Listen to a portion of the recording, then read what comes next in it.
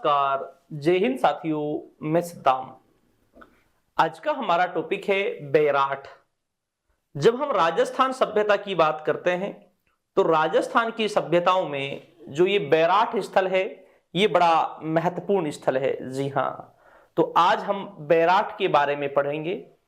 और जब हम राजस्थान की सभ्यताओं की बात करते हैं तो ये राजस्थान की सभ्यताओं का जो टॉपिक है, राजस्थान के अधिकांश जितने भी कंपटीशन है, चाहे हम आरएस की बात करें, कॉलेज लेक्चरर की बात करें, तो सभी के अंदर ये टॉपिक हमारा आता है जो बैराठ है और राजस्थान की जो सभ्यताएं हैं।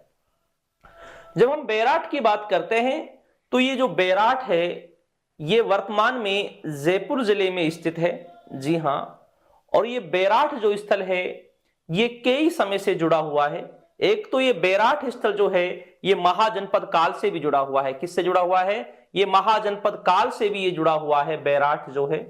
और जब हम बैराठ की बात करते हैं तो बैराठ एक महाभारत काल से भी जुड़ा हुआ है। जी हाँ, ये महाभारत काल से भी जुड़ा हुआ है जो बैराठ है, क्योंकि जब हम बात करते हैं पांडवों की, जब हम बात करते हैं पांडवों ने जो अपना अज्ञातवास जो व्यतीत किया था वो यहीं पर बैराठ में ही व्यतीत किया था। जी हाँ, उस समय यहाँ के जो शासक थे वो विराट यहाँ के शासक थे।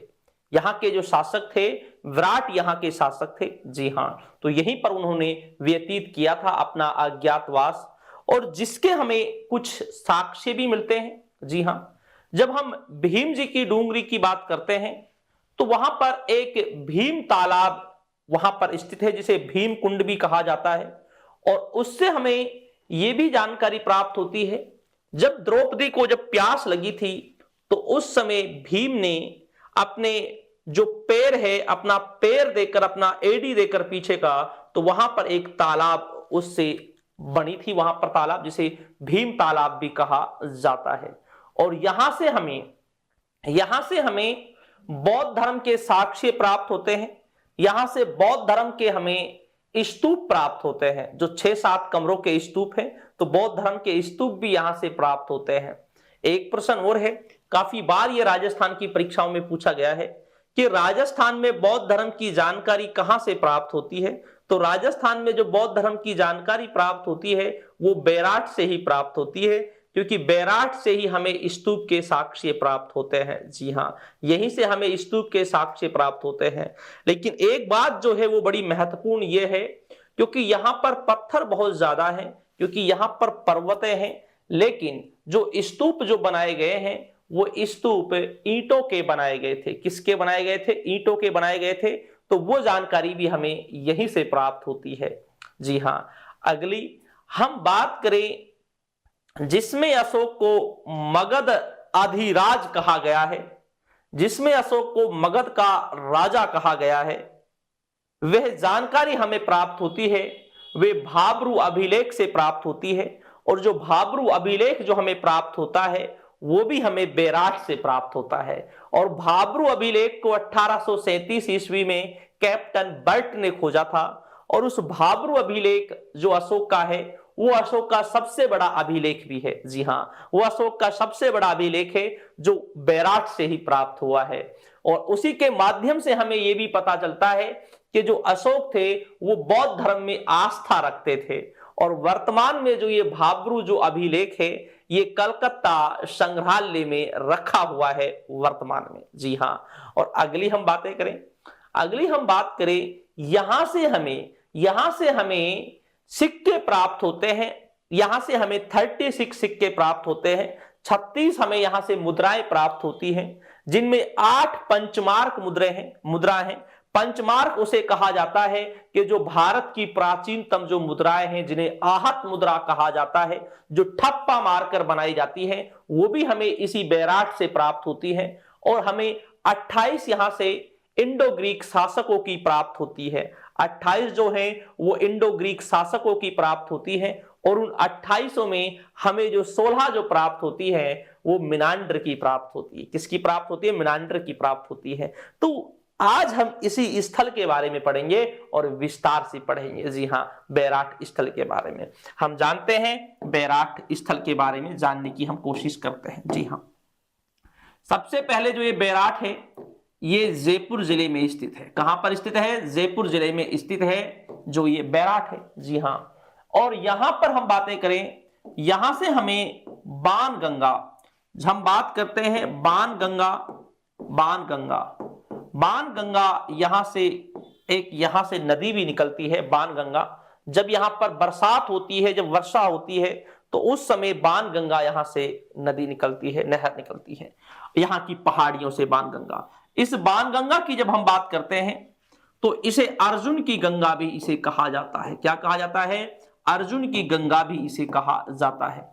ये इसी बैराठ की पहाड़ियों से निकलती है। जी हां, ये बैराठ की पहाड़ियों से निकलती है और बैराठ की पहाड़ियों से निकलती हुई ये भरतपुर का जो केवलादेव अभ्यारण्य है वहां तक ये पहुंच जाती है। जी, केवलादेव अभ्यारण्य तक ये पहुंच जाती है और यहां की पहाड़ियों से ही ये निकलती है। ठीक है, अलवर होते हुए वहां तक पहुंच जाती है।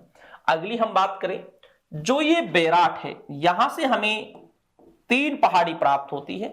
जब हम बात करेंगे, आज भी राजस्थान में जो छोटी छोटी सी पहाड़ियां जो होती हैं, जी हां, जो छोटी छोटी सी पहाड़ियां होती हैं, उन पहाड़ियों को डूंगरी कहा जाता है। क्या कहा जाता है? डूंगरी कहा जाता है। और जिन पे वर्तमान में छोटी छोटी झाड़ियां भी होती है, ऐसा प्राप्त होती है। और हम बात करें, यहां से हमें बीजक की पहाड़ी प्राप्त होती है।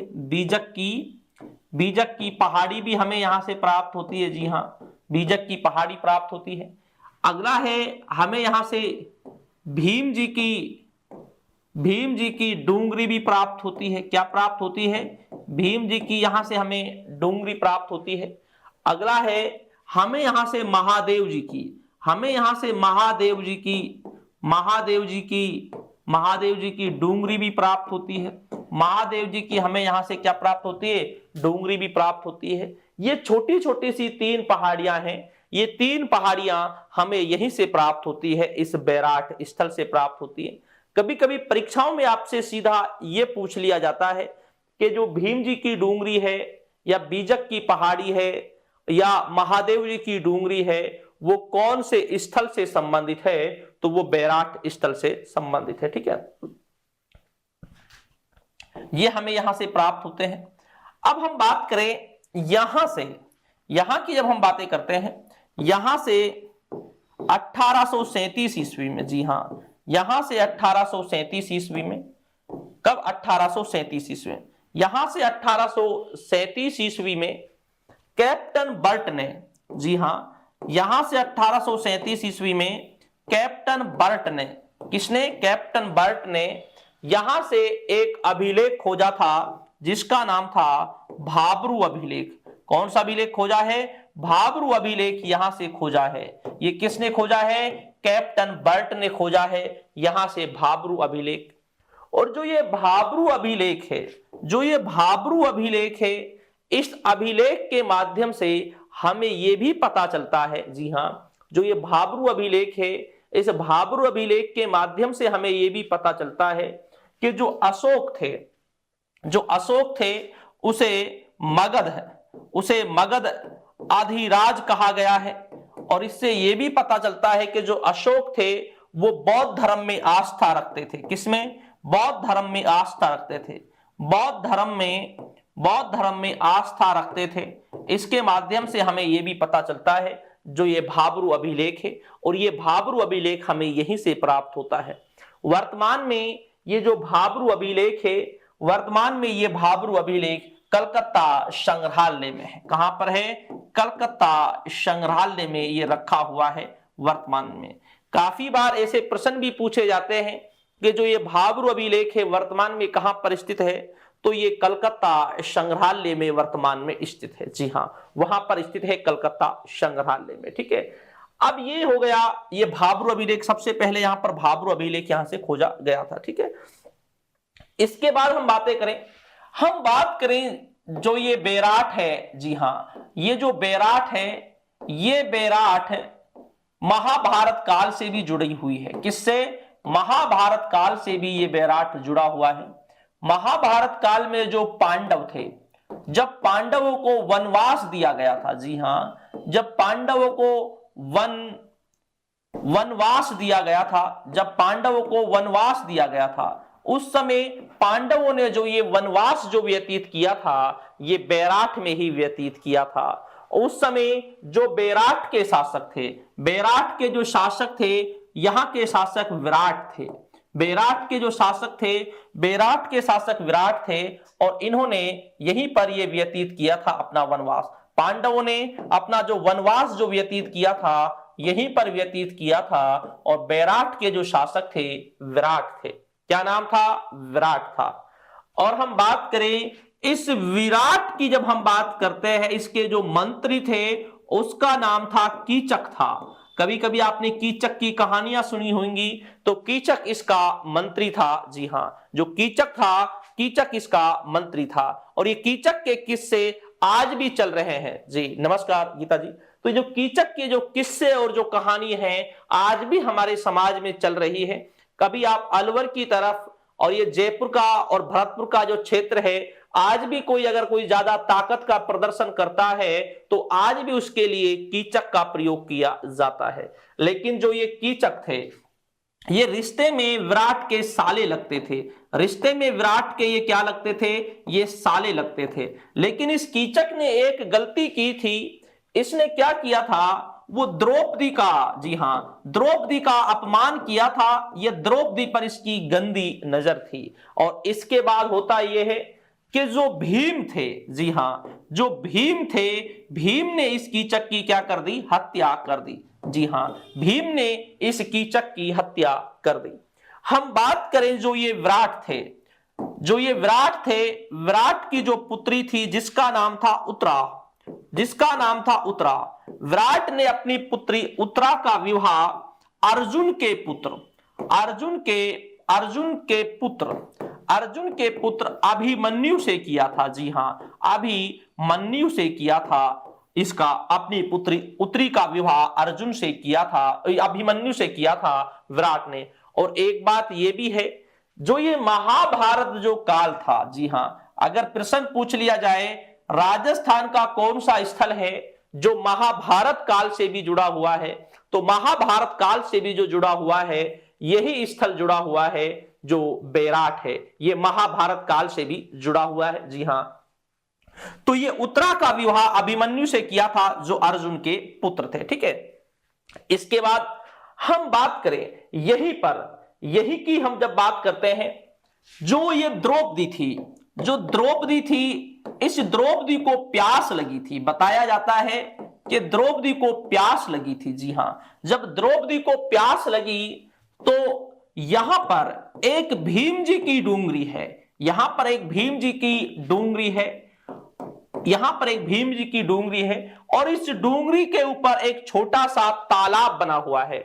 इस भीम जी की डूंगरी के ऊपर एक छोटा सा एक तालाब बना हुआ है। जब इस द्रौपदी को जब प्यास लगी थी, जी हां, जब इस द्रौपदी को जब प्यास लगी थी तो भीम जी ने क्या किया था? अपने पैर मारा था इस पर्वत पर और वहां पर पानी निकल कर आ गया था, वहां पर पानी निकल कर आ गया था। और ये भीम जी की डूंगरी आज भी यहां पर एक भीम तालाब स्थित है। जी हां, आज भी यहां पर भीम तालाब स्थित है। जी हां, आज भी यहां पर ये भीम तालाब स्थित है। तो ये भीम तालाब जो थी इसी तरीके से यहां पर ये हुई थी। ठीक है, अगली हम बातें करें, यहां पर आज भी जो यहां की नदियां जो निकलती है यहां की पर्वतों से, जिसे बाण गंगा कहा जाता है। क्या कहा जाता है? बाण गंगा कहा जाता है। इस बाण गंगा को अर्जुन की गंगा भी कहा जाता है। क्या कहा जाता है? अर्जुन की गंगा भी इस बाण गंगा को कहा जाता है। जी हां, क्योंकि आज भी ये अर्जुन के नाम से ये कनेक्ट है।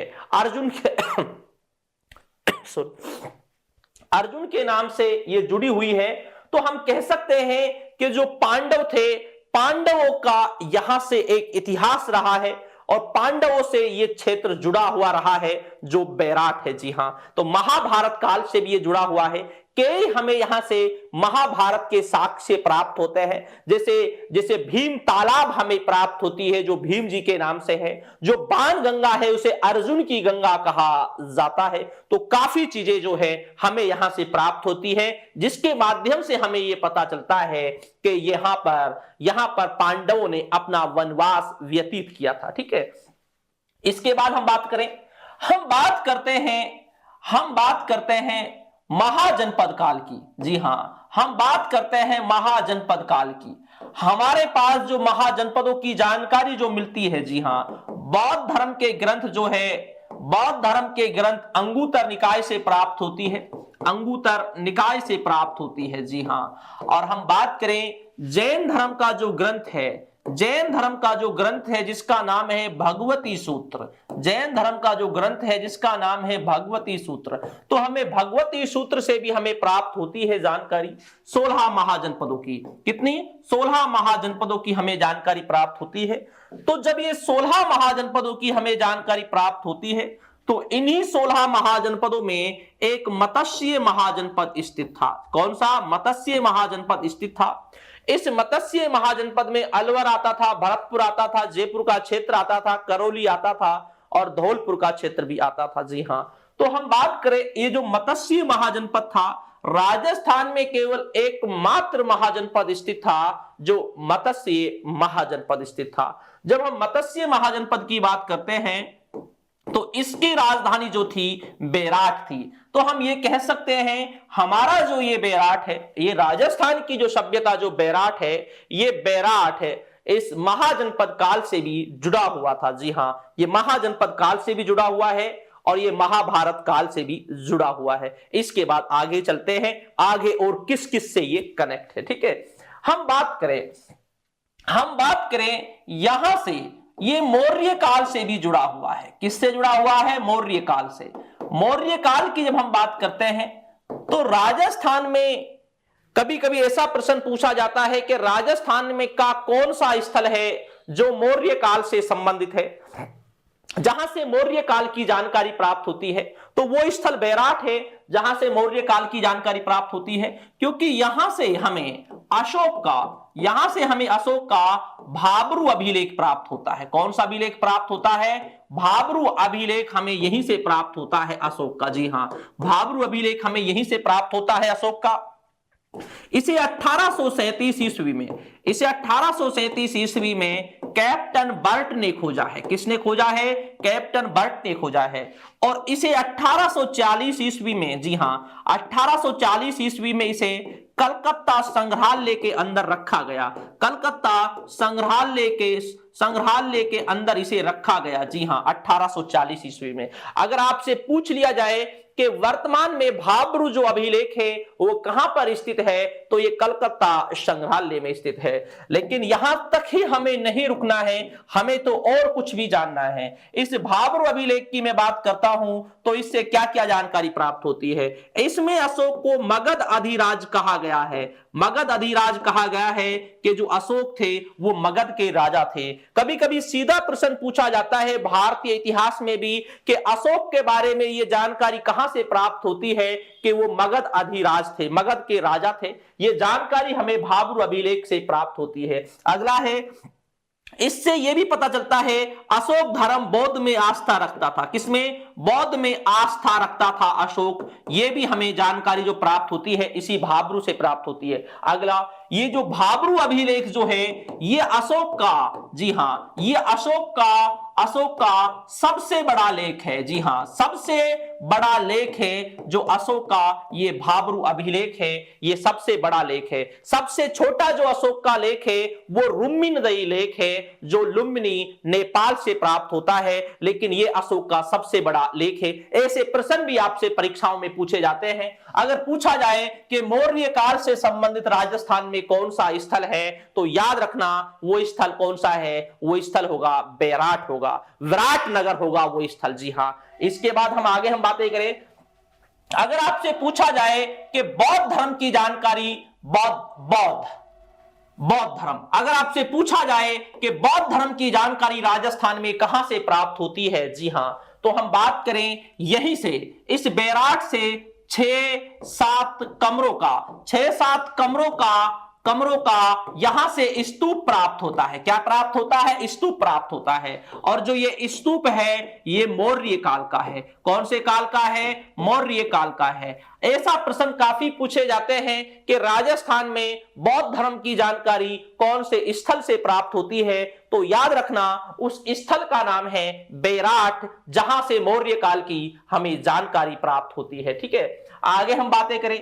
यहां से जो ये स्तूप प्राप्त होता है, यहां पर पहाड़ है, पर्वतें हैं, चाहते तो यहां पर इन स्तूपों को पत्थरों से भी बना सकते थे, लेकिन हम अपवाद की बात करें, अपवाद की हम बात करें, यहां से जो अपवाद प्राप्त होता है वो ये है, ये स्तूप जो है ये ईंटों का बना हुआ है। ईंटों का बना हुआ है। किसका बना हुआ है? ईंटों का बना हुआ है। अगर बात की जाए कि राजस्थान में बौद्ध धर्म की जानकारी कहां से प्राप्त होती है, तो वो बैराट से प्राप्त होती है। कहां से प्राप्त होती है? बैराट से प्राप्त होती है। ठीक है, अगली हम बातें करें, हम बात करें यहां से हमें 36 मुद्राएं प्राप्त होती है। यहां से हमें 36 मुद्राएं प्राप्त होती है जो एक सूती कपड़े में लिपटी हुई है। जी हां, यहां से 36 मुद्राएं प्राप्त होती है जो सूती कपड़े में लिपटी हुई है। हम बात करें 8 जो मुद्राएं हैं, 8 जो मुद्राएं हैं ये पंचमार्क मुद्राएं हैं। कौन सी मुद्राएं हैं? पंचमार्क मुद्राएं हैं। जी हां,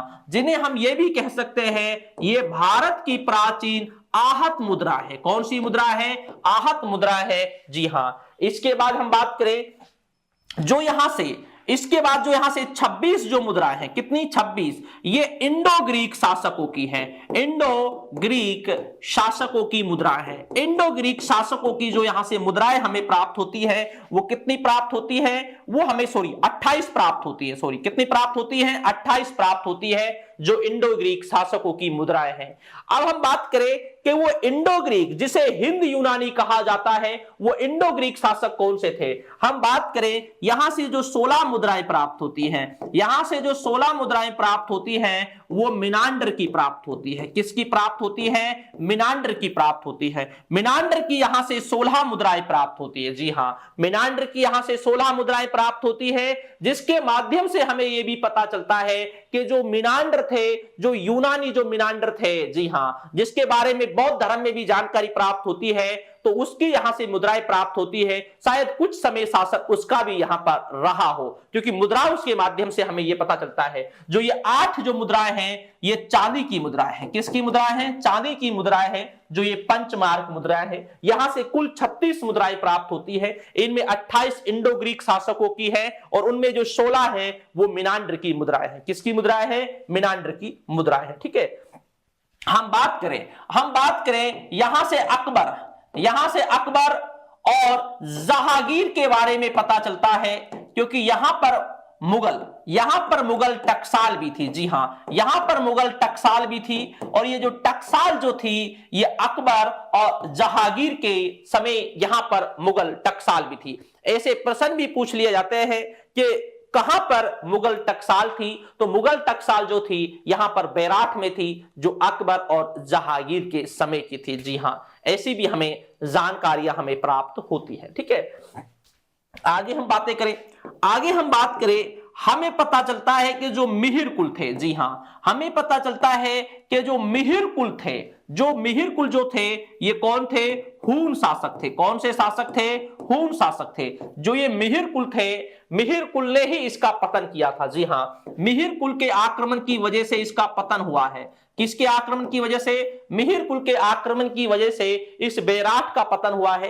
कभी कभी ऐसा प्रश्न पूछ लिए जाते हैं सीधे कि इस बैराठ का जो पतन है वो किसकी वजह से हुआ है, तो वो मिहिर कुल के आक्रमण की वजह से इसका पतन माना जाता है। और हम बात करें 634 ईस्वी में, जी हां, 634 ईस्वी में जो हैनसांग थे, चीन के विदेश यात्री जो हैनसांग थे, हैनसांग यहां पर आते हैं। जी हां, चीन के विदेश यात्री हैनसांग यहां पर आते हैं, और हैनसांग ने यहां के बैल और भेड़ों को, जी हां, हैनसांग ने यहां के बैल और भेड़ों को, हैनसांग ने यहां के बैल और यहां के भेड़ों को क्या बताया था? विश्व प्रसिद्ध बताया था। क्या बताया था? विश्व प्रसिद्ध बताया था। हैनसांग ने यहां के बैल और भेड़ों को एक विश्व प्रसिद्ध बताया था हैनसांग ने। ठीक है, अब हम बात करें ये एक जो बैराठ है, इसकी जो एक बार की बात करें, एक बार जो खोज हुई थी जब लेक के समय 1837 ईस्वी में कैप्टन बट ने भी इसका उल्लेख किया था।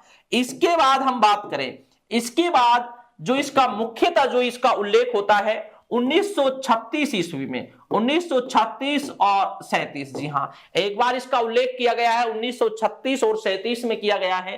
दयाराम साहनी ने, किसने?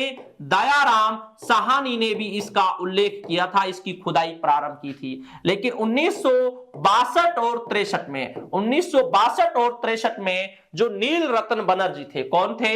नील रत्न बनर्जी जो थे, उसने इसकी खुदाई की थी। जी हां, नील रत्न बनर्जी ने इसकी खुदाई की थी। जी हां, कैप्टन बर्ट ने 1837 में, कैप्टन बर्ट ने 1837 में, इसके बाद दयाराम साहनी ने, और इसके बाद नील रत्न बनर्जी ने इसकी खुदाई की थी।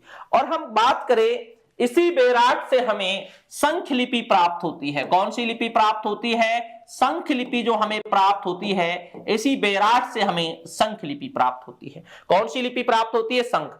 और जब हम संख लिपि की बात करते हैं तो ये परीक्षाओं में संख लिपि काफी बार परीक्षाओं में पूछा गया है कि जो शंख लिपि है, शंख लिपि की जानकारी कहां से प्राप्त होती है? जी हां, तो यहीं से प्राप्त होती है, बेराट से। और जो ये बेराट है महाभारत काल से, और हम बात करें महाजनपद काल से, मौर्य काल से, बौद्ध काल से, और हम बात करें अकबर के समय, जहांगीर के समय की हम बात करते हैं, तो उसके समय से भी ये जुड़ा हुआ स्थल है जो हमारा बेराट था और जिस पर हम चर्चाएं हम कर रहे थे। जी हां, तो ये था हमारा बेराट स्थल जो राजस्थान में जयपुर जिले के अंदर स्थित है। तो ठीक है दोस्तों, शुक्रिया, धन्यवाद और जय हिंद।